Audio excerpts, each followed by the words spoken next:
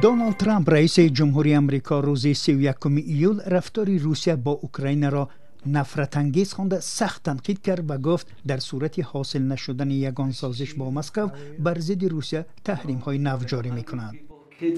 با اندیشه من کاری که روسیه میکند نفرت انگیز است.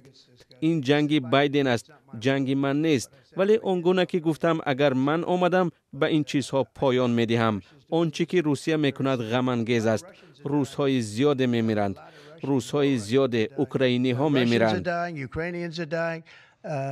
دونالد ترامپ که در کاخ سفید با خبرنگاران صحبت میکرد گفت مطمئن نیست که تحریمات روسیه را باز می‌دارند یا نه.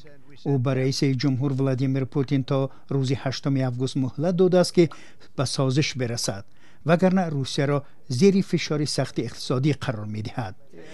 کشورهای غربی تا کنون تحریمات زیاد اقتصادی و مالی بر ضد روسیه جاری کرده اقتصاد آن را به مشکلات گرفتار ساختند و سعی دارند روسیه را از درآمدهای مالی برای سرمایه گذاری جنگ در اوکراین محروم نمایند.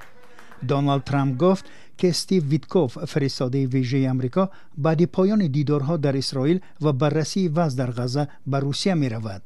وی درباره زمان سفر ویتکوف به مسکو چیزی نگفت. چند ساعت پیشتر از این بیانیه های ترامپ و ولادیمیر زلنسکی رئیس جمهوری اوکراین خواستار تغییر رژیم در مسکو شد، زیرا به قول او یگانه راه مانع شدن به تلاش‌های روسیه برای بی‌ثبات سازی منطقه در آینده همین است.